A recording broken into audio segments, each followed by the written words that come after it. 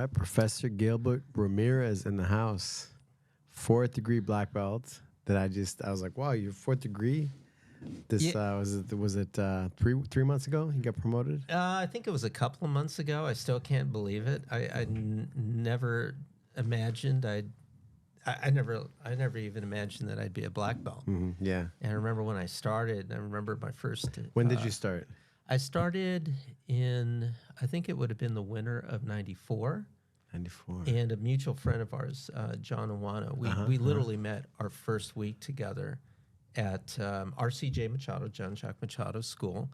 And we hit it off then, became friends. So we're white belts together. He later on moved on to train under Carlson Gracie and Rodrigo Medeiros. And so I reacquainted with him. And I think by then he was a purple and I was a blue. But I started with the Machados. Interesting story of how I started. UFC 1. Watched that with a bunch of my friends, and one of them said, and I live near the Gracie Academy. I'm going to go check out the school. And we all thought, okay, cool, looks good. But my first impression of jiu-jitsu is like, that doesn't look that hard. I could do that. I can get out of that position.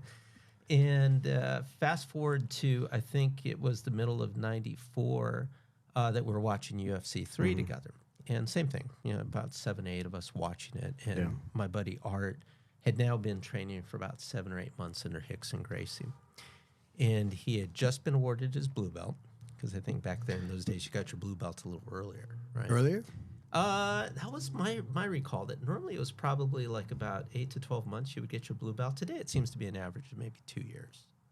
Yeah, it depends, right? But yeah, I thought it was, I mean, I remember back in the day to be a blue belt or a purple belt, like, it's like, wow, you're it's like a black belt now, Well, we're watching UFC 3, and he had dislocated his shoulder. So he showed up, arm in a sling. He was the smallest guy in the room.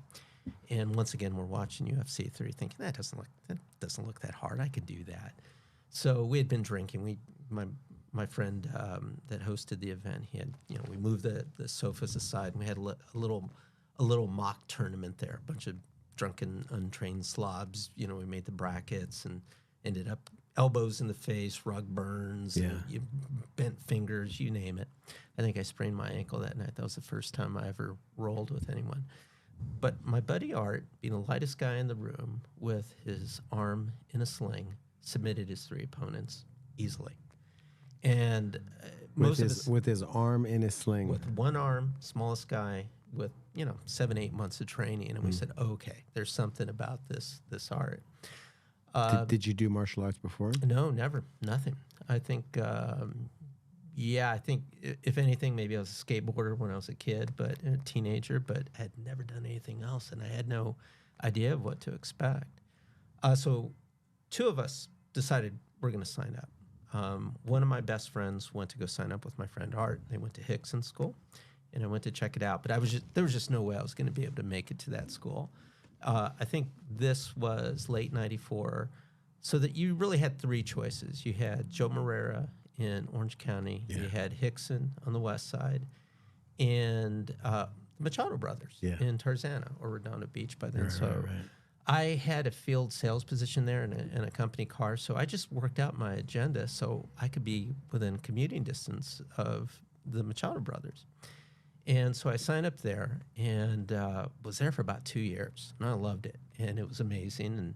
And of course, they come from similar roots. Gracie Baja and Carlos Gracie Jr. Yeah, and I'm glad I did. I did a lot of backyard training with my 2 buddies over at Hickson. So on the weekends, we would get together in my backyard, throw out blankets and sheets, and just roll around and exchange techniques. But I'm glad that I started with the Machado brothers, John Jacques, because I'm sure you've seen him many times and know him, but he had probably the most beautiful style in jiu-jitsu. And the Machados were always friendly, always non-aggressive. They were probably the most artistic in their expression of jiu-jitsu, and that was my first influence.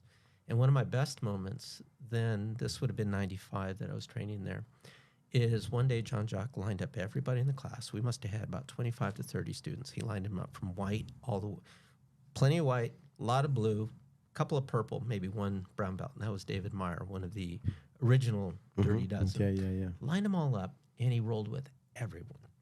And we all just sat silent, just watching him, dispatch everyone easily. And as he got more tired, we kind of thought the purple belts and the brown would give him a tougher time. No. By this time, he was a little tired, so he took them out even quicker than the white belts who he toyed with and the blue belts. And that was just an amazing sight just to see that. Yeah. So yeah, I had a moment like that with Carlos Machado. Oh, really? I went out to visit him. He was at the Walker, Texas Ranger studio.